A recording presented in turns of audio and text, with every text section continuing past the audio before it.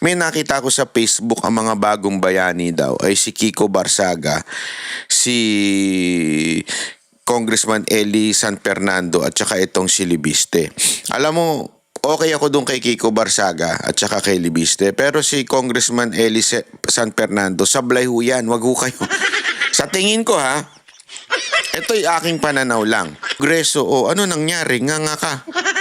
Nakatanggap ka din ng Christmas bonus? Ba't hindi mo sinabi? Mas nauna pa sa'yo si Libiste. Yung totoo. Wala ka rin pala, kakainin ka lang din pala ng... kasi ang tapang-tapang nito, na kesyo nung panahon ng kampanya, basta pag tayo napasok dyan, ilalabas ko ang lahat. Ba't di mo nilabas to? Bakit nila parang walang pwedeng bumusisi sa inyo? Yun ang dapat focus natin ngayon eh. Kasi kung sinasabi nila, hindi, ginagamit naman yung banat bay sa sa constituent. Bakit hindi natin bigyan ng resibo? Bakit hindi natin bigyan ng ways to check if it is really used or ibinulsa? Parang lahat po ng mga binibigay po ay para sa mga programa, aktibidad at mga gawain. Ganun pa rin yun. Pinalitan niyo lang yung pangalan eh. Itong Terry Redo na ito, napakasinungaling nito eh. Totoo lang sige, sabihin na natin hindi Christmas bonus yun, pero binibigay yun tuwing Christmas. Anong tawag mo doon? Ano naman to yan din yung sinabi ng isang congressman eh. Yung nagpatanggal kay Barsaga, hindi naman Christmas bonus yan. Ayan naman ay para sa mga barangay party, mga barangay official, mga na constituent ngayong Pasko. Tangina, hindi nga Christmas bonus yan. Pero ibinigay nung Christmas. Ano to? Tagaguhan eh. Tapos bibigyan kayo ng kumpanya nyo ng tigda 2 milyon. Di ba? Sarap sana. Gago! Kaya lang, yung 2 milyon na yon, galing din yun sa sahod nyo. Di ba? Gago! Di ba ang saya-saya nun? Mantakin mo, sumahod ka na. Sumahod ka na, nagka 2 milyon ka pa. Yun nga lang, galing yun dun sa... kasama mo sa opisina, hiningan sila ng pera para ibigay sa'yo, di ba? Apakagago, di ba? Hindi kasi sinasabi ng iba, banat bay, ano namang masama dun sa 2 milyon na Christmas bonus? Bakit? Di ba sila nagtatrabaho? Pwede naman nilang gamitin yun sa kanilang constituents, yung mga ganyan-ganyan nila, yung mga ganyan diskarte nila na para naman yun sa mga barangay captain. Ulul! Sino niloko nyo? Gago! Na, ganun pa yung style nila. Gina-justify pa nila ngayon yung dalintik na 2 milyon na yon. Yung 2 milyon na yan, para naman yan sa aming mga constituent at hindi pa naman nung unang hindi pa naman hindi daw bago yan daw ay matagal na. Hayop yan. 'Di ba? Yung dahilan nila ngayon, ang lumalabas, si Tiangco pa ang masama. Si Libiste pa ang masama. Si Libiste pa ngayon, ang tila, pumapapel, umiepal. Siya na nga yung nagsabi ng katiwalian dyan, siya pa ngayon ang epal. Napakagago nyo rin Gago! Alam mo yung mga yung mga anti-corruption dyan, pakuno nung iba dyan, na natatawa lang ako kasi nung lumabas si Libiste, alam naman natin, okay? Una sa lahat, ganito kasi yan, ikikwento ko sa inyo para lamang po sa ating kaalaman. Si Libiste po ay somehow nanggaling sa kampo ng mga Duterte, di ba? Na kung maalala ninyo, nagkaroon pa ng news tungkol dyan, na itong si Libiste ay parang pinuri ni Pangulong Duterte at itong si Libiste ay merong parang naging trabaho nung panahon ni Pangulong Duterte. Ngayon, yung kanyang mga ni-ready bill ay tila idinidikit doon. 'Di ba? Tila idinidikit nitong mga kakampuet at saka ng mga makakaliwa doon. Hindi nila tinitignan kung tama ba talaga yung sinasabi nitong tao na ito. Yan ang ano nila, yan ang problema eh. Ang sinasabi lang nila, parang, umiepal na yan. Umaano na yan, hindi yan tama. Yan ay gusto lamang kumandidato sa 2028, kaya ganyan nagpapapapel-papel yan, kaya nagbibida-bida daw yan. Yun ang sinasabi nila ngayon ha. Sa loob-loob ko, sandali lang. Teka, sandali, akala ko ba we are all for anti-corruption? No matter what color o saan nanggagaling yung taong nagre-reveal. Bakit? Nung si Magalong nagsalita dyan, inisipan ba ng tao na, kasi pinklawan yan, kasi malapit sa Robredo yan. Hindi naman, di ba? Hanggang kayo na mismo ang biglang nagbabago ngayon na parang tila masama pa sa inyo si Libiste porket nasa side ng mga Duterte. Although, hindi natin sinasabi talagang nasa side siya ng mga Duterte ha. Hindi ko inaamin niya, wala akong alam, di ko alam. At the same time, hindi naman ho yan kumpas ng mga Duterte. Alam mo, ang mga Duterte, hindi nila gawain yung ginagawa ninyo na mga pinagpaplanuhan. Yung galaw ng Duterte, napaka-organic niyan. Maniwala ko kayo, hindi ho yan yung nagpaplano. No? O sige, sinong hihirit ngayon? O ikaw naman, o ikaw naman. Walang ganun sa mga Duterte. Ang mga Duterte, organic pag gumalaw. At ako naman, wala na sa kapangyarihan ng mga Duterte para magpakilos ng sino man. Walang kasi ang dating ngayon, tila parang sinasabi merong siyang nagtuturo kay Libiste kung ano yung mga sasabihin. Ayaw pa nilang tumbukin pero napaka-obvious naman na sinasabi nila ay mga Duterte dahil gusto daw pabagsakin si Marcos. Parang ganun ang kanilang tinutumbok. Pero sa totoo lang, alam nyo, hindi ho gawain ng mga Duterte yung gumaganyan. Alam mo kung gawain ng mga Duterte yung kumukumpas-kumpas, ay ba matagal nang wala dyan si Marcos. Sa totoo lang, kung gugustuhin ng mga Duterte na mapaalis sa posisyon ng mga Marcos, etong si BBM, matagal nang wala sa posisyon yan. Pero hindi nila kasi gawain yan eh. Ever. Hindi mo nga maririnig si Inday na magsasabi ng resign eh. Siya lang, alam mo, eto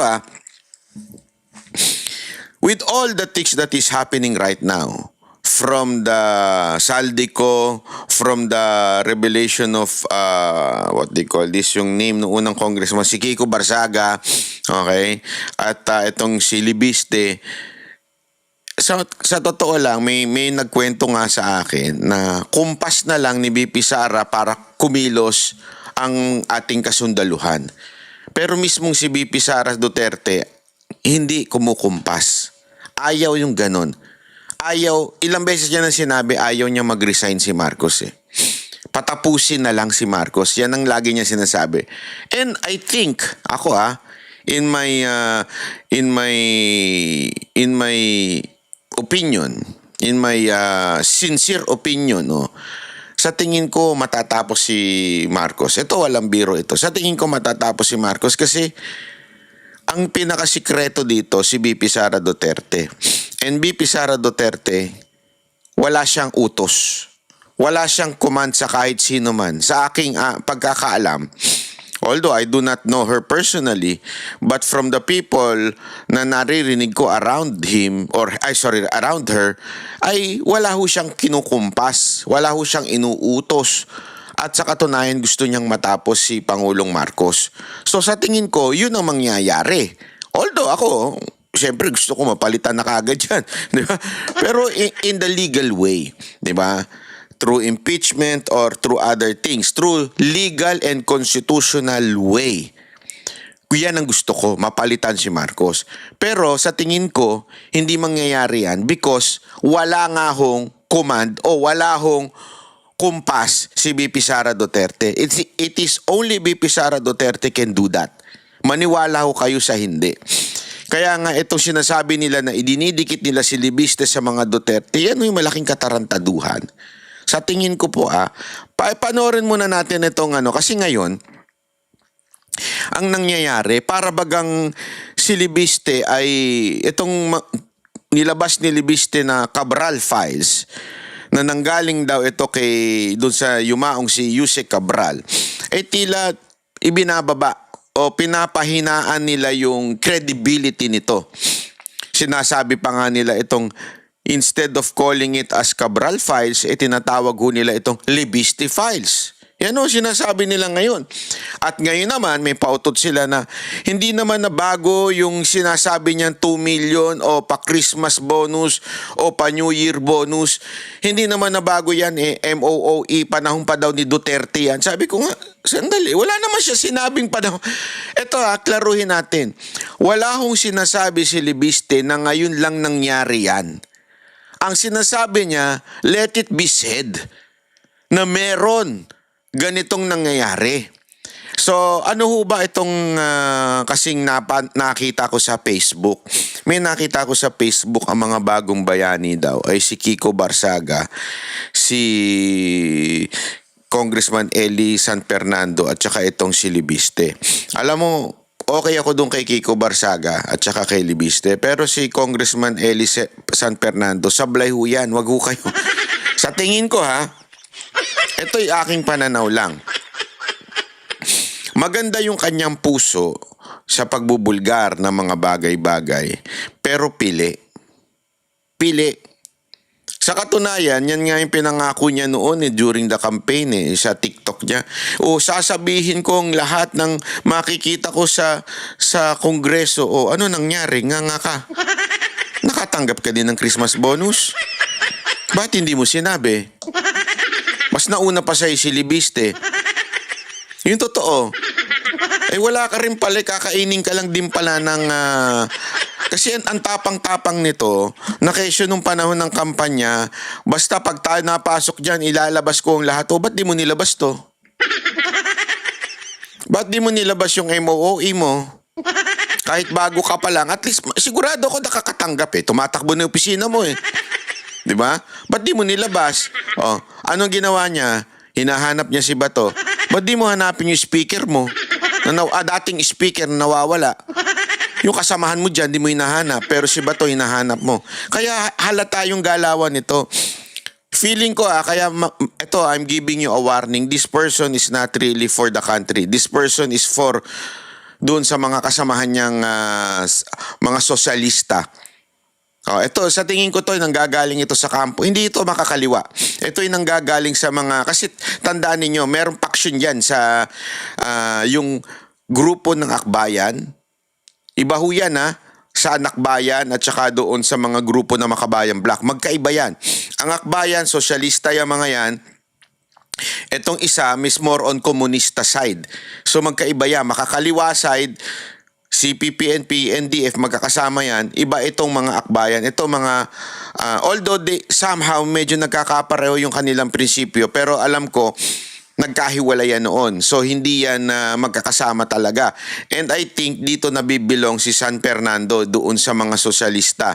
So, ingat po tayo dyan. Dahil yung mga ganyang galawan, tinan mo, umaantay Duterte yan Kaya ako, sablay sa akin yan pati. Hindi porket sa anti-Duterte siya, sablay sa akin Ang akin lang, yung pagiging anti-Duterte niya, mali. Dapat, anti talaga ka sa corruption. So, kung sino man yung tamaan. Kasi for anti-corruption ka supposedly. Di ba? Anti-traditional politics ka Pero hindi Hinanap mo si Bato, hindi si Romualdez. Ano yun? Eto, sabi mo ilalabas mo lahat ito. Ba't hindi mo nilalabas ito? Si Libiste pa naglabas. O sabi nga nila, matagal na ito. Ibig sabihin, kung matagal na ito, even if bago ka pa lang, you should know it.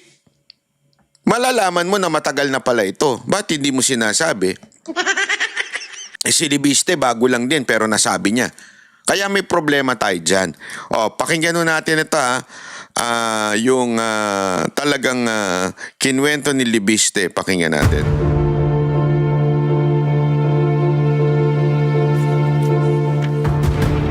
May 18 bilyong pisong pondo raw ang Kongreso para sa maintenance and other operating expenses o MOOE. Ito naman yung dito tayo sa medyo umusog-usog na tayo kasi after nung Cabral Files, ito yung sumunod na pasabog nito ni Libiste yung MOOE, which is actually matagal ng pasabog yan noon pa na ini-ignore ng media.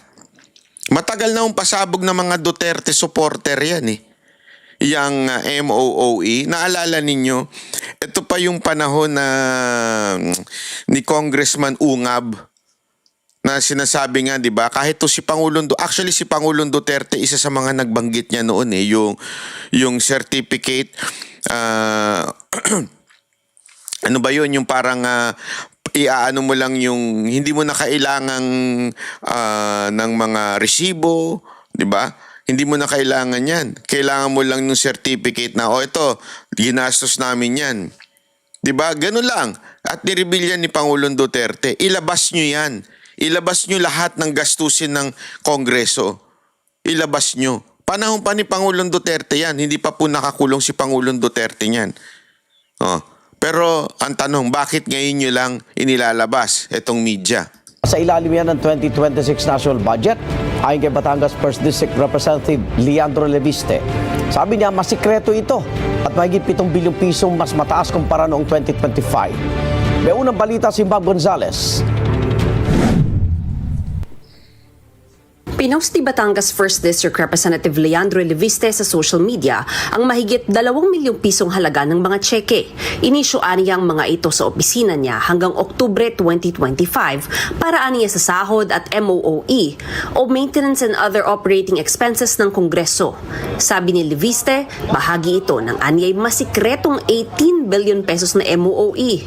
18.58 billion pesos yung MOOE fund ng Kongreso sa 2026. Mas malaki pa nga sa 2025. At walang breakdown saan ito napupunta. Humingi nga po ako at kinausap ako na wag nang magtanong tungkol dito.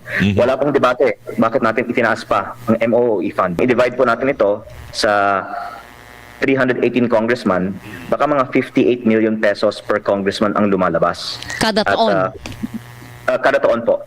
Sabi ni Leviste, hindi kailangang resibuhan ng MOOE, kaya pwede raw magdesisyon ng kongresista kung paano ito gagastusin. Kasali po dito yung kuryente, yung tubig, yung okay. bond paper ng House. Pero sa 2026 budget, initially, mga 10 plus billion siya, tapos naging 18 billion. Itinaas po ng 7.8 billion. Ibig sabihin, yung itinaas na 7.8 billion, mga 24 million per congressman ba yan? Yun po ay pwede natin sabihin, yung discretionary o yung hindi naman utilities and expenses ng Kongreso. Ayon kay Leviste, makukumpirma niyang may natatanggap na nasa 1 milyong pisong MOOE kada kongresista buwan-buwan. Bukod pa raw ito sa 1.2 milyon pag Oktubre, pagkapasa ng national budget at sa 2 milyon pag Disyembre.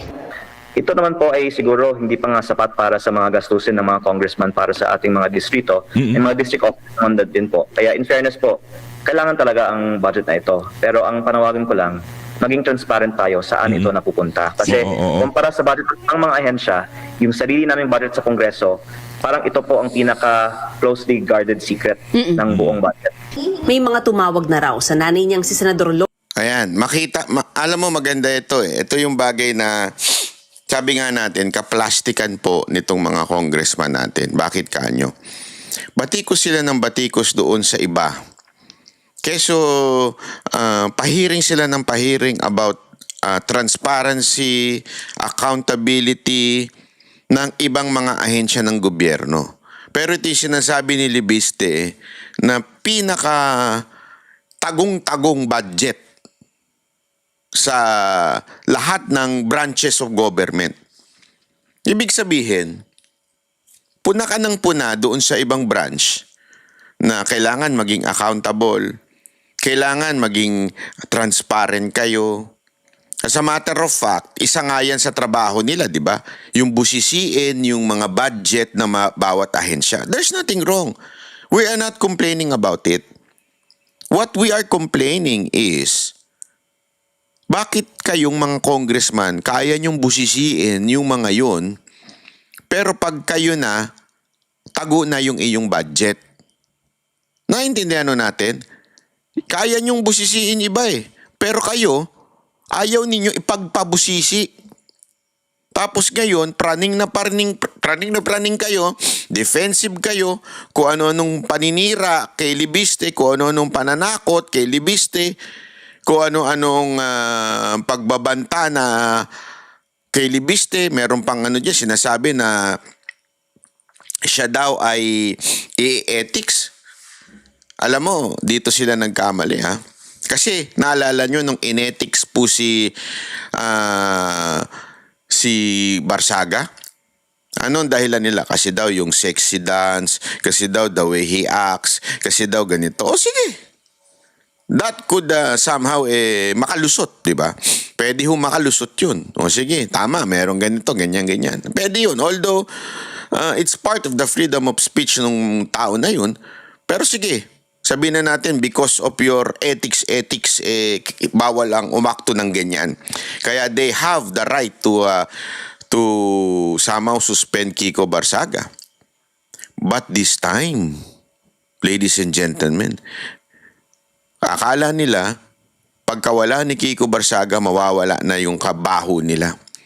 This time, may lumabas na refined. I mean, mas masasabi kong refined ang pag-uugali, ang kanyang karakter, hindi katulad nung kay Kiko Barsaga. Pero this time, same tune. Same yung pagbabati ko sa mga kapwa niya congressman o yung patakaran ng House. Pero this time, refined. So, ibig sabihin nun, wala kayong pwedeng i-complain about ethics. And yet, here you are again saying na dapat ma-ethics itong si Libiste. Because nire-reveal niya yung kapwa niya congressman na mga nakatanggap. Because inire-reveal niya yung supposedly natatanggap ng buong congressman.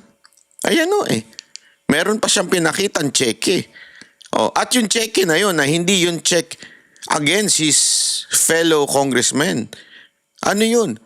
Yung cheque na yun ay yung cheque na pupunta supposedly sa kanyang opisina na hindi niya tinanggap. That is enough proof that it is true. Kasi nga, napunta sa opisina niya, hindi niya tinanggap. Kaya nga ako nabilib Ako nabilib kasi noong una may mga nagsasabi, naku, baka ano lang yan, paandar lang yan sa 2028. Di ba? Paandar lang niya yan. Alam mo, kung ako, yung opisina ko nakakatanggap ng ganitong amount, tapos, pwede kong gamitin ito Actually, hindi naman masama Sa totoo lang, hindi naman masama. Gagamitin mo naman sa expenses ng iyong opisina. Abay, meron ka mga abogado. Abay, may mga pinapasahod ka dyan. Naturalmente. Pero itong mama, hindi tinanggap. Hindi ginamit, hindi diniposit. Saan ka pa? O ibig sabihin, sama mo integridad yung tao na to.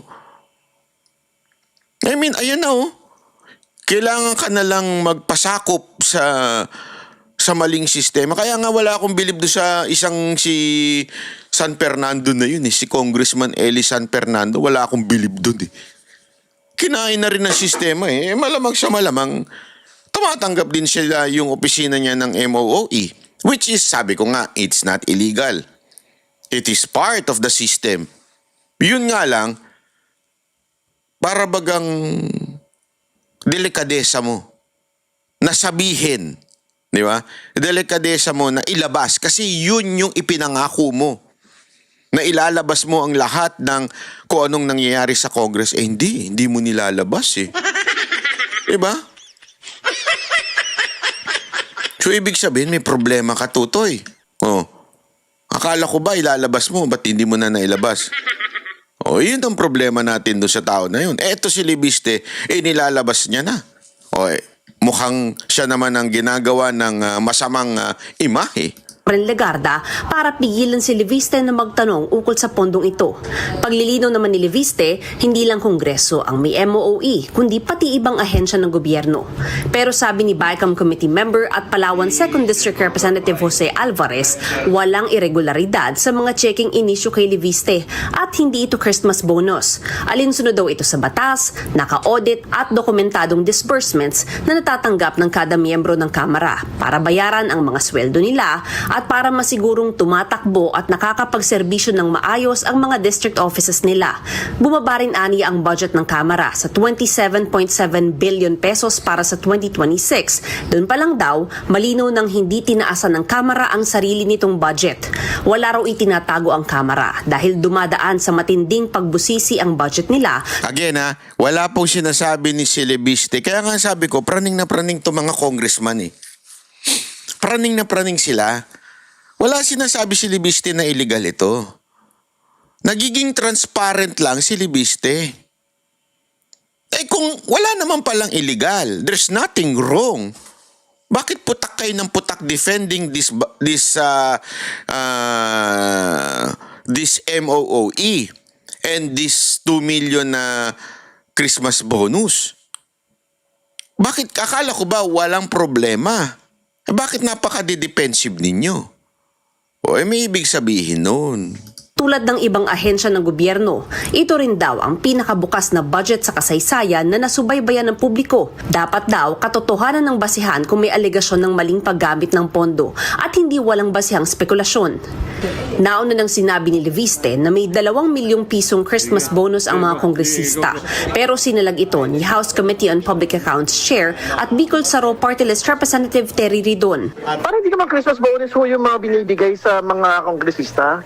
Parang lahat po ng mga binibigay po ay para sa mga programa, aktibidad at mga gawain. Oy, ganun pa rin yun. Tangina, pinalitan nyo lang yung pangalan eh. Itong Terry Ridon na ito, napakasinungaling nito eh. Totoo lang sige, sabihin na natin hindi Christmas bonus yun, pero binibigay yun tuwing Christmas. Anong tawag mo dun? Ano man to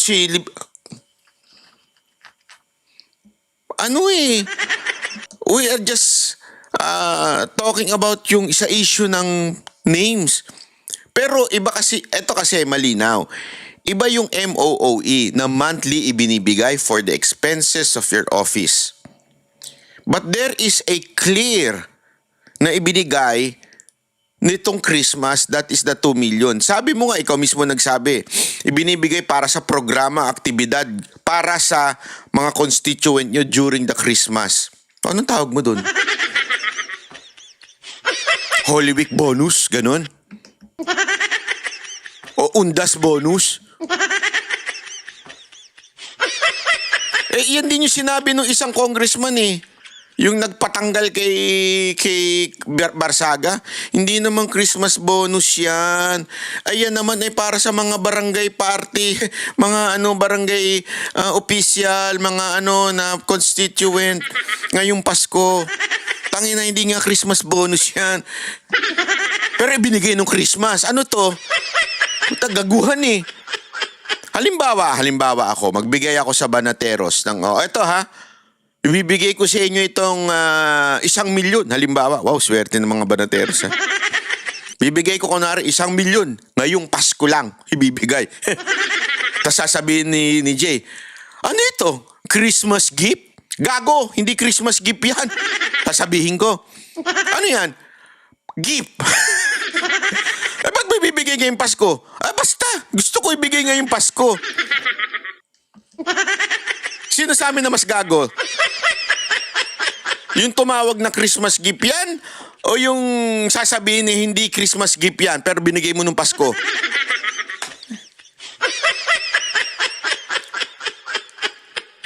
Sige nga mga kababayan, kayo nga magbigay nga kayo ng regalo sa mga asawa ninyo o sa mga asawa, dami Sa mga jowa ninyo, magbigay nga kayo sa mga kapamilya nyo nga ng Christmas gift.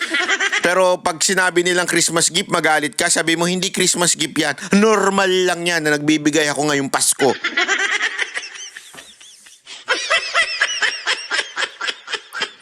Yung palusot mo, Terry Ridon, pang tanga lang. Sa totoo lang Terry Ridon. Noong pong mga kanya-kanyang mga opisina, disbursements po ito, na cheque.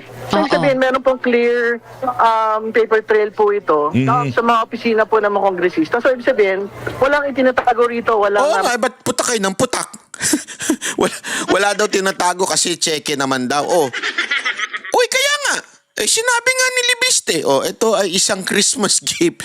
Ba't kayo putak ng putak? Todo depensa kayo. Naging mga defensive kayo ngayon. Diyan makikita mo talaga na there is something wrong eh. Kasi kung ikaw ako, halimbawa ako, binigyan ako, ito, 2 million para sa'yo, ibigay mo sa constituent mo. Kung yan yung binibigay sa akin, para ibigay ko sa constituent ko, ibig sabihin, gagastusin ko sa lahat, proyekto sa aking constituent, pa-Christmas ko sa constituent ko, walang problema. Sabihin mo pa, lumabas ayan, no? Ito problema. Bakit? Tanungin ko kayo. Meron ba kayong natanggap na Christmas gift from your congressman o congressman? Di ba? Kasi tandaan ninyo, tulad ko, sa aking lugar, meron akong natatanggap mula sa City Hall. From the mayor's office.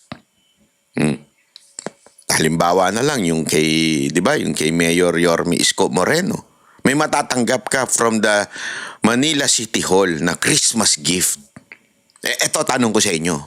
Sino sa inyo ang nakatanggap ng ayuda, regalo or anything na coming from your congressman? Sige nga. Magkadiretsuhan tayo. Yan ang sinasabi ninyo, di ba? Yan ang putak ng bibig ninyo mga congressman. Sige, tanungin ninyo, kayong mga nasasakupan nito, may natanggap ba kayong Christmas gift from them? Eto nga, tingnan mo ito. Party list congressman. Yung nasasakupan mong o mga membro mo, may membro ba kayo talaga? O drawing lang yan? May natanggap ba sa'yo, Congressman? Representative Terry Ridon? Yung mga nasasakupan nito, sino dyan Bicol Saro dyan? Meron ba itong mga membro? Baka naman puro ghost din ito. Hindi, kaya nga ako Ito, wag na tayo magpaligoy-ligoy. Sinasabi nila para ito sa constituent nila. Para ito sa kanila. Ang tanong, meron ba kayo natanggap? Meron? Kayo sumagot. Isulat nyo dyan sa baba. I-comment ninyo. Oo, may natanggap ako from congressman. Ganito, ito ang aking distrito. Sige, para pasalamatan natin. Ano tayo, very ano tayo. Mapasalamat tayo sa mga nagbibigay ng pagpapala sa atin. Pasalamatan natin yan. Di ba? Pasalamatan natin. Meron ba? Yan ang tanong. Meron ba o wala? Kayo na mag-comment. Ganito. Kung meron, ilagay niyo dyan. Opo, meron from congressman ganito, district ko sa ganitong lugar. Kung wala, isulat nyo rin sa ibaba. Ako, from district ganito, sa ganitong lugar, wala akong natanggap mula sa congressman ko. Sige, magtulungan tayo ngayon. Dito, at mali. Yung pong insinuation na binabanggit, and like what I stated, Hindi mali insinuation. sinabi ng majority Mali ka lang. Mali lang yung pagiging defensive nyo. minority. Dagdag ni Ridon, matagal nang nagbibigay ng ganito ang Kongreso. Wala Katulad nito, makakaliwa ito dati. Pero kinain na rin ng sistema. Parang si Congressman Eli San Fernando. Ba't hindi mo sinabi yan noon? Nirereklamo nyo yung mga ganyang-ganyang issue, di ba? Ba't di nyo sinasabi yan noon? Na may MOOE kayo. daw natatanggap na bonus ang mga At meron kayong mga pabonus. kongresista maliban sa 13th at 14th month pay na nakukuha Grabe, no? Sana all talaga may 13th, 14th month pay, no? Hoy! Sana may 13th, 14th month pay, tapos may bonus. Ang bira kayo, oo. Sana all. ng lahat ng kawani ng gobyerno. Kung may anomalya man daw sa paggamit ng pondo, tsak masisilip ito ng Commission on Audit. Meron ng annual audit report for Congress. No? So, ibig sabihin, kung may problema dito po sa mekanismo kung paano ho ipinapatupad yung pagpopondo at paggamit ng pondo, dapat lumilitaw po yan sa mga audit reports po ng COA. Ang malinaw, hindi ho yun pinipera ng mga kongresista. Ibig sabihin, hindi yun gagamitin para sa mga bahay, para sa mga kapritsyo, at para sa mga bakasyon. Ito ang unang How sure? Eh yung liquidation is by certification lang. How sure? Tandaan ninyo ha, may ganyan. Issue by certification lang. Liquidation by certification lang. Balita, Mav Gonzalez para sa GMA Integrated News. Oh, di ba? Paano natin masasabi yan? Oh, ito tingnan ninyo ha.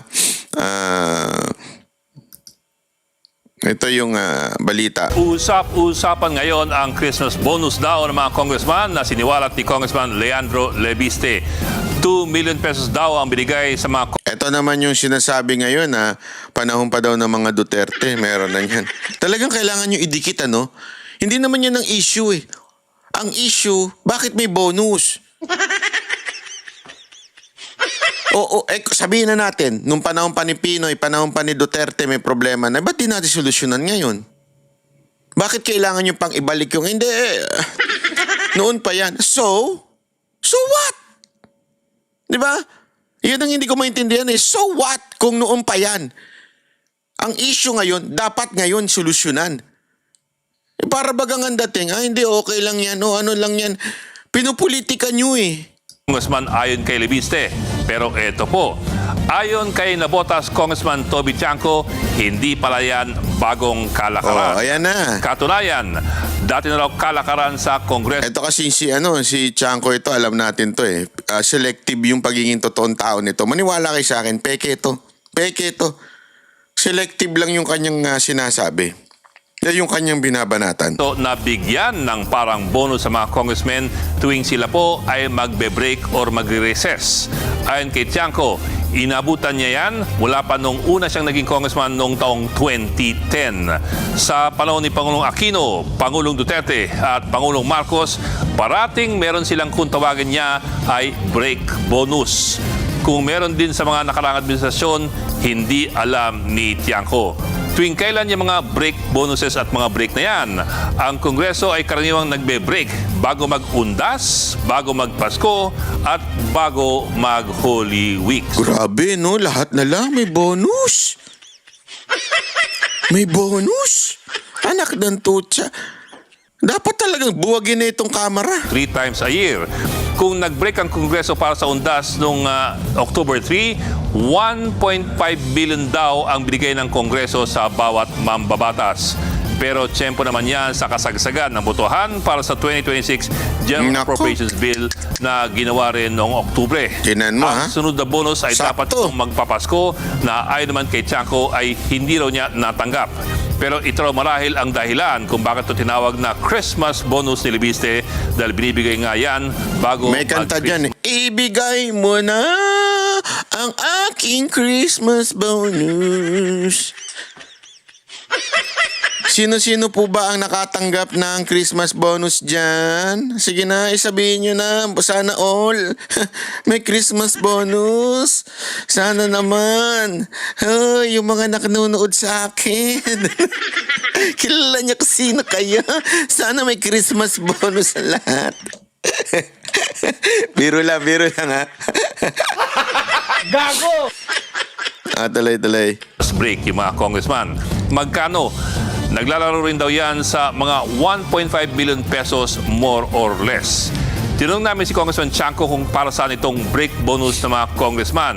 Ayon sa kanya, ito raw ang paliwanag sa kanya nung bago pa siyang congressman nung taong 2010. Pag nag-recess daw kasi ang Kongreso, inaasang babalik distrito ang mga congressman. Ang pera raw, panggastos sa mga congressman sa kani-kanilang mga distrito. Basta't merong voucher na pinapapirmahan sa mga congressman, sabay abot po ng tseke. Grabe. Sa madaling sabi, hindi po ganun kalinaw kung para saan itong mga break bonus at kung saang bahagi ng House budget ito nanggagaling. Pero ito ang talagang malinaw. Itong mga bonus na ito ay hindi po subject to liquidation. Yo! Walang kailangan mga resibo, walang kailangan mga patunay kung saan ito ginastos. Yo! Basta pirmahan ang voucher at tanggapin ang tseke. Nako! Sa madaling salita, maaring gamitin ito ng congressman para sa ikabubuti ng kanyang constituency sa distrito o di kaya sa Ano? ikabubuti ng kanyang sariling bulsa. Ayun lang. Kung tutusin, hindi lang naman kasi yung mga bonus ang hindi kailangan po ng liquidation. ang maintenance and other operating expenses Naku or po. MOOE ng mga congressman, hindi rin kasi kailangan ng liquidation. At buwan-buwan, pumapatak po yan ng halos 1 milyong piso. Naku po. 718,000 para sa district operations, 240,000 para sa miscellaneous expenses. Ang laking pera, hindi chinecheck. Bakit po ganon?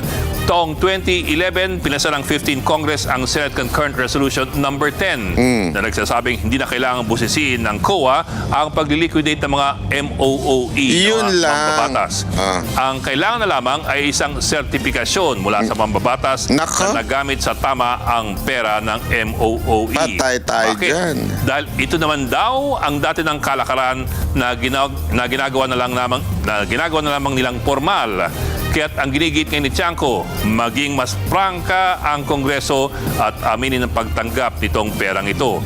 Pero higit sa lahat, kailangan din ng mas mahigpit at masinop na mga patakaran sa paggamit nitong pera ng bayan. Dapat bang ipatuloy itong patakaran ng liquidation by certification? Lubos-lubos ba talaga ang tiwala natin sa ating mga mambabatas? Lalo na para sa mga politiko na madalas laway lamang ang puhunan, laway lang din ba ang ating pangahawakan? Mga kapatid, Yun. Ed Lingaw po, maging maalam at Alam mo, pakialam sa mga napapanahong In balita. fairness, tama ka dyan, ha? Oh. Yun nga lang, yung sinasabi ni Tiangco na yan ay hindi lang nangyari ng panahon ni Marcos. Hindi yun ang issue. Tiangco, wag mong baguhin ang issue. Yun, binabago mo yung issue eh. Ang issue dito ay bakit ganyan? Sana man lang magkaroon talaga ng matinding pamantayan na, uy, wait lang, bakit ganun? Lagi na lang ganyan ang nangyayari. Bakit tila parang walang pwedeng bumusisi sa inyo? Yun ang dapat focus natin ngayon eh. Kasi kung sinasabi nila, hindi, ginagamit naman yung banat bay sa constituent. Bakit hindi natin bigyan ng resibo?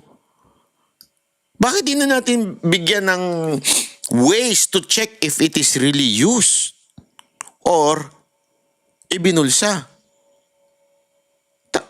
Eto ang tanong. Mapapagkatiwalaan niyo ba yung mga congressman?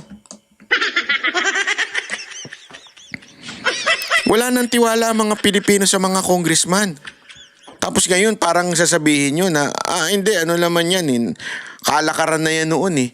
So, dapat parang tanggapin na lang natin. Di ba? Hindi pwedeng ganun. Ito nga yun yung confidential funds na pinupunan ninyo kay BP Sara Duterte, sinasabi ninyo, dapat meron yan. I-liquidate yan ng mismong COA na nga nagsabi na ginamit sa tama. Hindi, yan ang sinabi, unmodified binigay na ratings. Ibig sabihin, nagamit sa tama, maayos yung proseso. COA ho ang may karapatang magsabi niyan. Buti pa nga kahit papaano nagsasubmit sa COA itong confidential funds. Buti. Kayo. Wala. You are not under any agencies of the government na para alamin, busisiin. Buti pa nga yung confidential fund na bubusisi ng COA. Pero sa inyo, wala talagang nga. Tapos nagagalit kayo? Papa-impeach ninyo? Dahil walang tiwala? Sino? Eto na lang Kanino mas walang tiwala ang taong bayan? Sa inyong mga buhayang congressman? O kay BP Sara Duterte? Kita nyo naman ang taas ng trust rating ni BP Sara Duterte. Ibig sabihin lang nun, mas may tiwala ang mga Pilipino kay Vice President Sara Duterte. Sa inyo, bagsak kayo.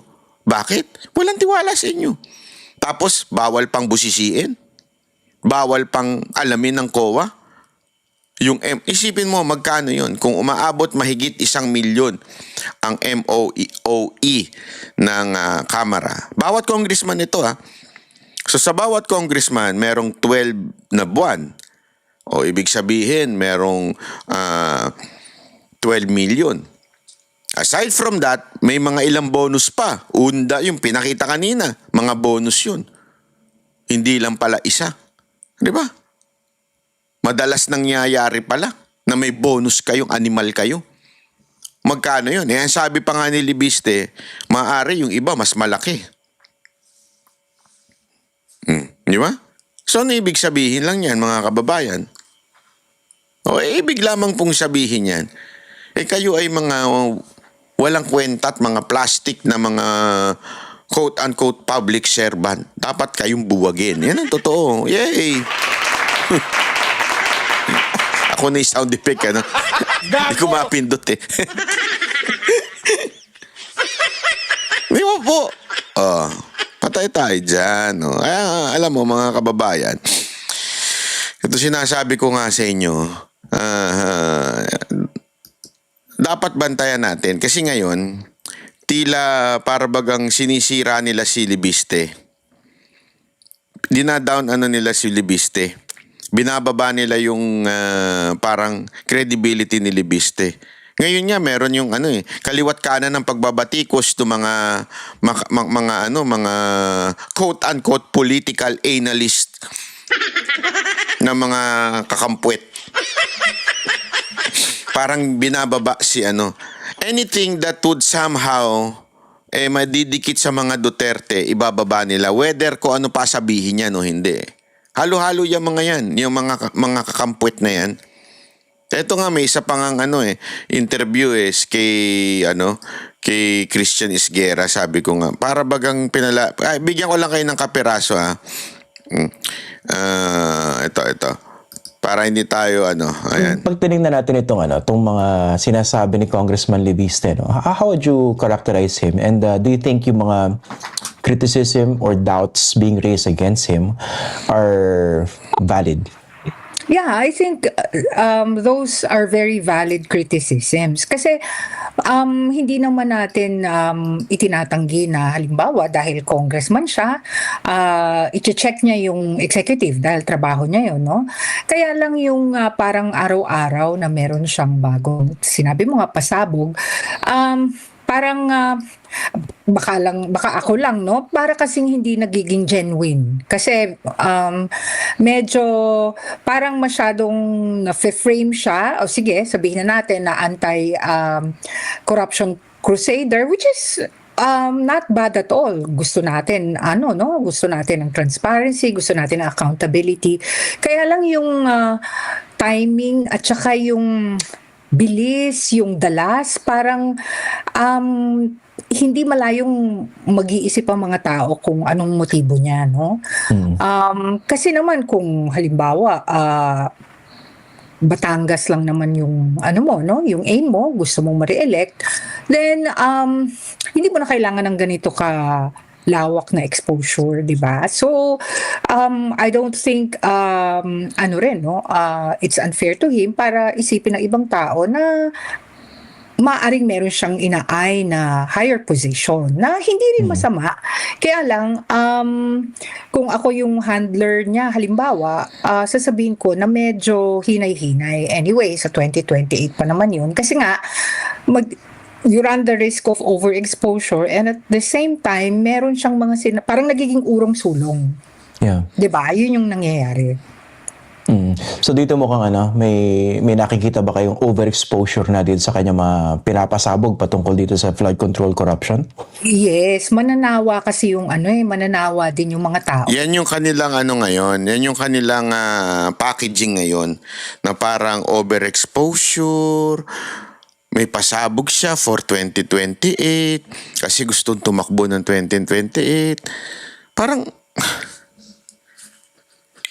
ako para lang sa akin instead of looking at kung ano man yung pasabog niya, bakit yung political plans niya ang pinag-uusapan? So, paano pa magsasalita yung mga supposedly gustong magsalita against corruption kung yan kagad ang iisipin ninyo? Di ba, naintindihan natin ibig ko sabihin, kung ganyan ang ating ibibida sa mga nagbibigay sa atin ng impormasyon, patay tayo dyan. Di ba? Patay tayo dyan. Isipin ka agad ng mga, ayoko na pumapel, umepal dyan kasi sasabihin pa, epal ako.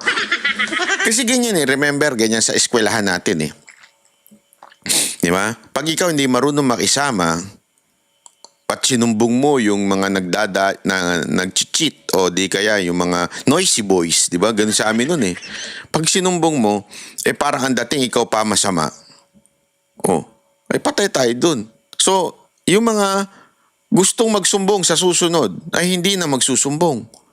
Yung gustong tumayo para sa katotohanan, hindi na nila gagawin. Kasi instead na tiningnan yung sinabi niya, ang parang pinalalabas pa ng ibang mga political analyst, ay masama yan, may plano yan sa 2028 kasi inuunti-unti yung sinasabi niya. Di ba? Alam mo, ako eto lang, marami pa siguradong pasabog itong, mabuti nga meron tayo isang congressman na ganyan, na binubulgar. Oo, busisiin natin yung sinasabi niya kung totoo o hindi. Yung motibo, hayaan na natin yan. Ang importante, totoo ba yung sinasabi niya? Yan na nga, Aminado yung iba mga congressman, hindi yung Christmas bonus, pero meron. Booking Buti na booking natin. Ibig sabihin, ano ibig ko lang sabihin? Whatever the fucking motive of Libiste, I don't care. As long as he is telling the truth. He is telling the truth. As a matter of fact, di ba? Kinonfirm ng mga kasama niya. Yun nga lang sinasabi, hindi Christmas bonus yan. Basta bonus. Di ba? So confirm. Yung MOOE, confirm. Yung mga bonus na naibibigay, confirm po yun. In other words, tama. Tama at makatotohanan na sinasabi ni Libiste. Huwag na natin pakialaman kung ano yung motibo niya.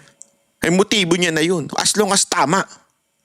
Kaya nga dito sa pag tama, palakpakan, pag mali, banatan.